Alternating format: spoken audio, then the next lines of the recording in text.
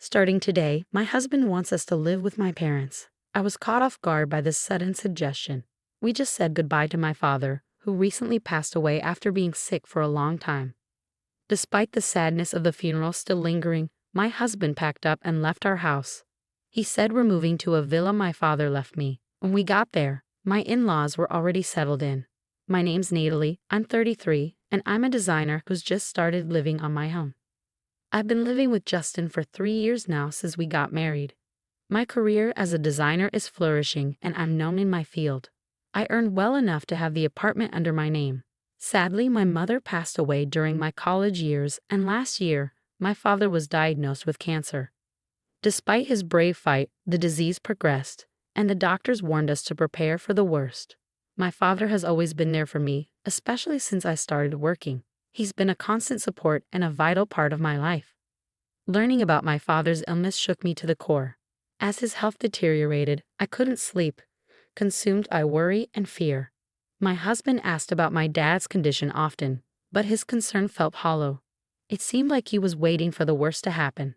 He's always felt insecure about earning less than me, and I wished he'd take pride in my success and be there for me when times get tough. He had a playful side, always wanting to win, even in simple things. My dad assured us not to worry and to focus on our relationship, but I couldn't shake the feeling that we should visit him while we still can. I was finding it harder to hide my growing frustration with my husband. In the beginning, our marriage was full of love and joy, but his insensitive comments about my dad's illness changed things. I realized he wasn't the same loving husband anymore. He works from home and thinks having someone around distracts me, but I plan to work from home too once I'm independent. I decided to rent a small office and commute, making it easier for me to visit the hospital. Meanwhile, my husband stayed home, leaving all the household chores for me to handle. Juggling work, taking care of my father, and coming home exhausted, I often found a mess waiting for me, with dishes left unwashed. It was clear he only thought of himself, disregarding my feelings. Living with him made me realize how little he understood me, leaving me feeling deeply lonely. Then my father passed away. We had already sold our family home as we had discussed with him. As I busied myself with funeral arrangements, my husband seemed distant, more focused on phone calls or disappearing altogether. I pleaded with Justin to help me during this difficult time, but his phone interrupted our conversation. When he finally hung up, he brushed off my request, claiming he was busy with work calls. My frustration with him grew, especially amidst the turmoil of losing my father. His demeanor had turned colder, leaving me feeling even sadder. On the day of the funeral, Justin spent a long time chatting with his parents, leaving me feeling alone among the attendees. Despite the tension, the funeral proceeded smoothly, and we were able to wrap up the proceedings without any major issues. Out of the blue, my husband suggested we move in with his parents, as if it were the most natural thing to do. He even joked about divorce if I disagreed. I couldn't believe how casually he said it, especially considering the recent loss of my father. Fueled by grief and frustration, I retorted, "Live with them where? We don't even have a spare room here." In truth, one room in our apartment served as my husband's workspace, filled with his work stuff. Despite us not having kids, he used the space as if it were his own personal domain. "It's the villa you inherited," he said with a grin. I was taken aback. While we'd sold the family home, the villa held special memories of my father and me. I was determined to keep it that way. But my husband didn't seem to care about my feelings and kept pushing his own agenda. Living in that villa would be tough, I tried to explain, but he brushed it off. His parents had already made plans to move there, likely arranged during the funeral. With its spaciousness and peaceful setting, it was probably an appealing choice for them. Their move was already in motion, leaving no room for me to object. Every time I tried to speak up, my husband's disapproval was evident. "You're always thinking about yourself. Your constant absence because of your father's illness and emergencies has taken a toll on me. Do you even realize how much I've had to endure because of your obsession with your father?" His words were harsh, plunging my world into darkness. "Now that your father is gone, you need to listen to me." His year-long struggle was too much to bear. His callous remarks cut deep, leaving me in disbelief. I didn't want to accept that this was who my husband truly was, but it was clear he had little regard for my father or me. I couldn't shake the memory of my father's pain during his final days in the hospital. My father wouldn't have wanted me to just follow my husband's orders, leaving me behind. And he certainly wouldn't have wanted me to abandon my own feelings. In that moment, any love I had for my husband seemed to disappear. I couldn't shake the feeling of bitterness knowing he was excited about the villa while I was still mourning my father's death. Despite my emotions, I tried to warn him. Living in a villa might not turn out as you expect. I highly doubt that, was his response. With that, I had to accept his decision. I packed only the essentials and left our home. My husband looked puzzled at my sparse belongings, but I simply told him, I'll come back for the rest later. I couldn't bear to exchange any more words with him. It was painful to see the faces of my in-laws, who I imagined were eagerly awaiting my father's death and were now happily moving into the villa. I followed my husband in silence, unable to bear the thought of my cherished place being taken over by his desires. While technically a villa, it's more like a cozy family home by the sea, nestled in a neighborhood where life is simple and peaceful. Despite its tranquil surroundings, it's conveniently close to the city center, making it a valuable piece of property. As I stepped out of the station, memories of my childhood flooded back. I remembered how my father used to carry me home on his back after I fell asleep on the train ride. When we reached the villa, my in-laws were already there. I couldn't shake the feeling of suspicion, realizing that my husband must have secretly given them a key without my knowledge. This discovery only added to my unease. The realization that my in-laws had schemed to move into the villa without informing anyone only deepened my mistrust. As I looked around, I could see the excitement in their eyes as they envisioned their future in this home. Despite being a single-family house, it was filled with sturdy furniture chosen by my father and slightly different European-style decor that must have appealed to my mother. "What a beautiful villa. It's simply perfect," they exclaimed. "Goodbye to that cramped apartment. We're so fortunate to be able to live here now. The view from the second floor is breathtaking. Your father was clever to keep such a wonderful home a secret. We should all enjoy it together, as a family." Their enthusiastic remarks only fueled my irritation. It seemed like they didn't fully grasp the weight of my father's passing and simply saw the villa as a luxurious home they lucked into. Truly, both the location and the house are perfect. "We're lucky your father left us this splendid villa. We owe him our thanks," my husband chimed in, joining his insensitive parents in laughter. They cracked open beers to celebrate the move, oblivious to the solemnity of the occasion. I sighed as I prepared snacks, watching them tarnish the precious memories I had of my parents at the dining table. I chose to bury my feelings and endure the night. The next morning, the tranquility of the villa was shattered by my mother-in-law's piercing scream. I instantly knew something was wrong. As I woke up and hurried to investigate, I found my father-in-law and husband causing a commotion, slightly delayed in reaching the source of the scream. In the bathroom, my mother-in-law lay on the floor, clutching her foot with a panicked look. "The floor collapsed under me," she gasped, clearly shaken by the sudden event. "But the floor seems fine. You must have just slipped, right?" My husband and father-in-law seemed oblivious to the severity of the situation as they examined the spot she indicated. However, the floorboards appeared smooth and undamaged. Despite their reassurances, she remained adamant. "My father wouldn't have wanted me to just follow my husband's orders, leaving me behind. And he certainly wouldn't have wanted me to abandon my own feelings." In that moment, any love I had for my husband seemed to disappear. I couldn't shake the feeling of bitterness knowing he was excited about the villa while I was still mourning my father's death. Despite my emotions, I tried to warn him, living in the villa might not turn out as you expect. "I highly doubt that," was his response. With that, I had to accept his decision. I packed only the essentials and left our home. My husband looked puzzled at my sparse belongings, but I simply told him, I'll come back for the rest later. I couldn't bear to exchange any more words with him. It was painful to see the faces of my in-laws, who I imagined were eagerly awaiting my father's death and were now happily moving into the villa. As they examined the floor, I was certain it had collapsed. "Have you tried stepping on that slightly different colored part of the floor?" I questioned. Their expressions shifted to surprise as they focused on the spot I indicated. Stepping between them, I leaned forward and pressed my slippered foot on the distinct section. Whoa, what was that? The floorboard made a distinct sound and gave slightly under my weight, snapping back into place when I lifted my foot. If someone unknowingly stepped on it, they'd think the floor had collapsed. "See, the floor sinks a bit. It's like a trap," I explained. "What?" That's dangerous. Is this house defective? They exclaimed. Calmly, I clarified, it's not a defect. My father intentionally installed it in this house. Why would he do that? They asked incredulously. It's what you'd call a mechanical mansion or a trick house, I revealed. As they examined the floor, I was certain it had collapsed. Have you tried stepping on that slightly different colored part of the floor?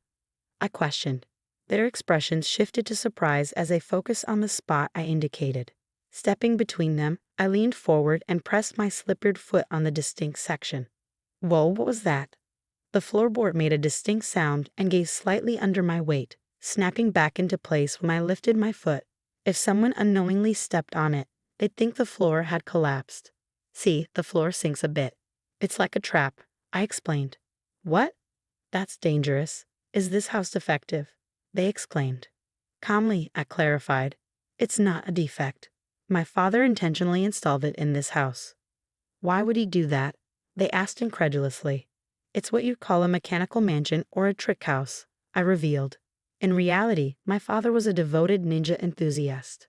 This villa was his pride and joy, a treasure he poured his heart and soul into.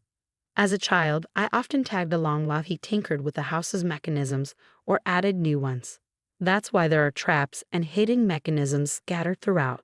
A shelf you shouldn't touch, a floorboard that gives way when stepped on, a door that requires a specific sequence to open, concealed passageways, and even secret rooms.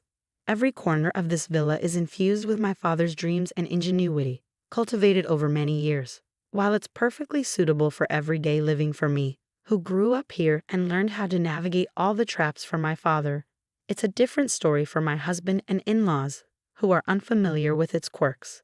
I did warn you that living here would be challenging, and I also mentioned that it's a place filled with my father's memories.